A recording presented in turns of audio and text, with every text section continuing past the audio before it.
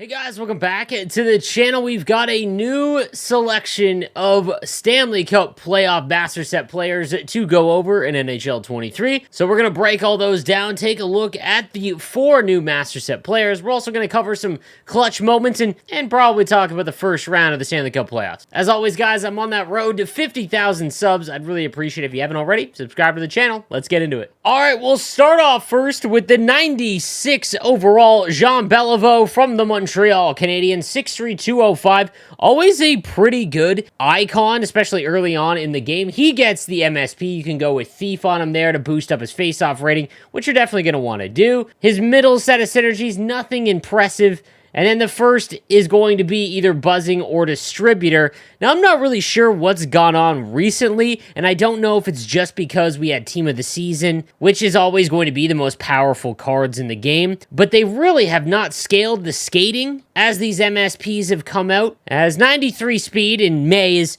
just a little odd. Again, it's not game-breaking, and if you are a Montreal Canadian fan, or maybe a fan of Jean Beliveau, make sure that you make these cards. This goes with all cards, as I've kind of had a complete change of heart when it comes to just playing with the cards you want as opposed to what's deemed the meta. But obviously, you want to use the cards of your favorite team and players that are also extremely good in-game, and 93 speed and 94 acceleration is just an odd choice. Now, this one does come with gold quick draw, tape to tape, make it snappy, unstoppable force, and close quarters. Again, to make this the most impactful card, I think I would have switched Unstoppable Force and Quick Draw, as Quick Draw loses a little bit of its ability and value as the season goes along. However, at 99, I get this question a lot. A player that has 99 faceoffs, Quick Draw is not a attribute-based ability, guys. It is an animation-based ability, meaning that your player will legit snap the puck back faster, as well as win you almost every tie-up in your own zone. So it is still a valuable ability.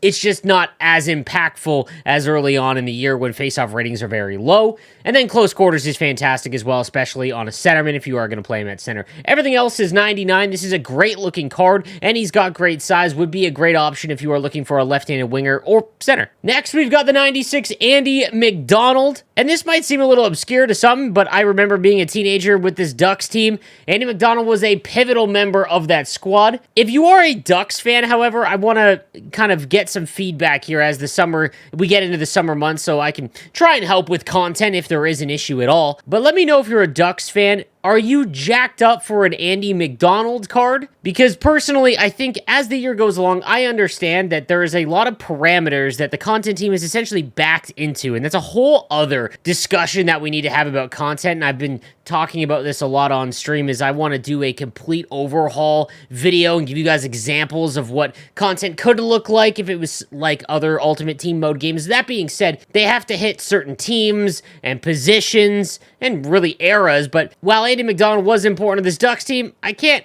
but help think about, would a Corey Perry card not be a little bit more enticing to not only Ducks fans, but non-Duck fans? Corey Perry is still very relevant in the NHL. He's causing havoc for the Toronto Maple Leafs, and I think that, he was obviously one of the most impactful players on that team. So, again, just something I was thinking about. He's got unstoppable force, which he needs at 5'11", 190 at this stage of the game. Silver elite edges, silver close quarters. This reminds me a lot of a left-handed version of Connor Bedard. I liked Connor Bedard's card, even with gold unstoppable force. Yes, he does get thrown around by the absolute behemoths like Bokaboom and Krupp, but nonetheless, this is still a decent card. But again, Duck fans, let me know what you think. Then we've got the troll selections, as Toronto Maple Leaf fans are obviously going to want to use this Luke Schenn on their squad, and even if you're not a Luke Schenn or a Toronto Maple Leaf fan, this is a fantastic card. It's 6'2", 225 with some skating synergies, 96 acceleration, 96 speed, that gold truculence and silver stick 'em up shutdown as well. Fantastic right-handed defenseman card to go along with just so many good right-handers that we've got this year.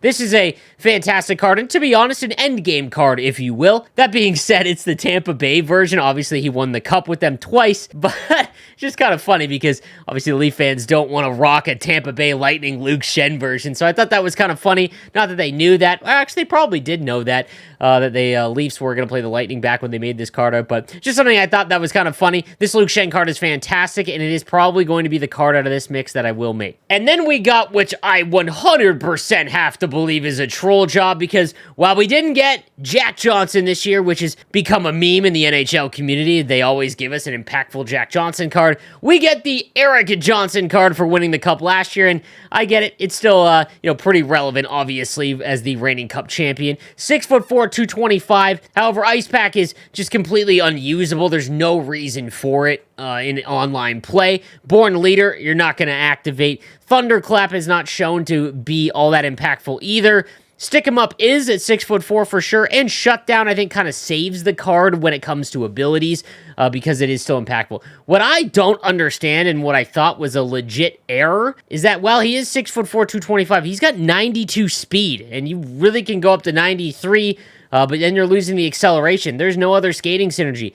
Just a really, really odd low attribute at this stage of the game. And I'm really not sure. This is kind of a card statted for late January, as it is one that's being released basically in May. I do want to update some of the playoff cards as the round 1 cards are starting to get their upgrades. Keegan Colasar and the Vegas Golden Knights are the only team and card to move on to the second round, so he's bumped up to a 94, and it is a pretty useful card. 6'2", 217. Abilities are not really usable, but 93 speed, 93 acceleration. If you got this card for, the bottom barrel price of what the playoff cards were going for, there's really no issue here. I think a 93 speed and acceleration card on someone that's 6'2", 217 is fine for your bottom pairing if you're still, working towards building up a squad. The other ones that have the potential to move on, the Edmonton Oilers, my no money spent team is praying that they don't choke this one to the Kings, is I think he might be the most impactful, or one of them, from the first round selection, is when he gets boosted up to his 94,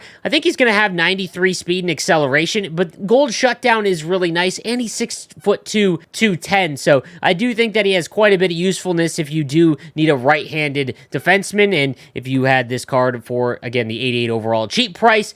Donato, surprisingly, the Kraken are just having an incredible run, and it just goes to show that no one player can carry a NHL franchise. It is a whole team effort. And this Ryan Donato card is very close, as is Matt Grzelcyk from the Bruins. However, I think the most impactful one is the New Jersey Devils. They looked to be dead after 2 games, but that being said, he's got 93 speed and acceleration at 6'2", 190. When he gets up to a 94, we could be looking at 95 speed and acceleration. And again, there are much better cards out there, but I think that if you got this card for a cheaper price prior to all the upgrades when New Jersey looked like they were down and out, you could be laughing. This is a pretty good value. We also got some clutch moment cards, and I think these are a really good introduction to the game because they can, anyone that has a big playoff game or a big playoff moment, they can go ahead and make a card out of them. Matthew Tkachuk, still a brutal skater in game. That's fine because he's not the most fleet of foot in real life. He's got silver close quarters.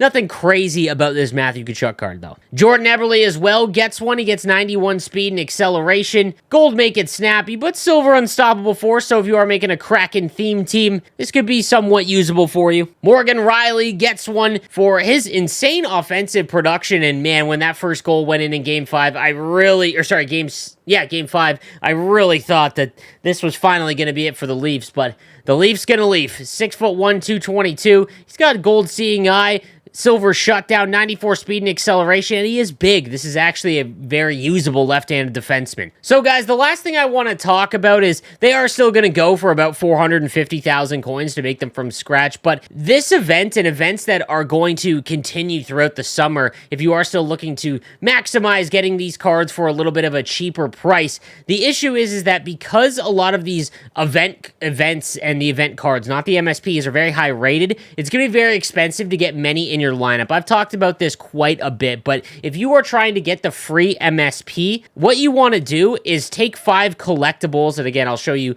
what to do as we go over to the sets here, and what you want to do is the random choice set for whatever event you want, but as the playoff event goes along, you want to try and maximize on that. So if you trade in 5, you will get a choice pack, one of 2. You can do multiple, and again, if you open up the choice pack and then close out of the game by dashboarding, just straight up close it out, and then go back in, the pack will still be there, and you can make your choice, so you don't have to worry about getting the same selections. You can do this set many times, and that way, it is the cheapest way to get multiple of these cards in your lineup, and then you can just break them down for more collectibles if you want to just make the one eventually as you move along. So just wanted to bring that up because it is by far the cheapest method to do so. So guys, that is going to do it for the round 2 playoff MSPs. Let me know what you think in the comments section down below, and my God, I pray for the Toronto Maple Leaf fans out there. Have a good one.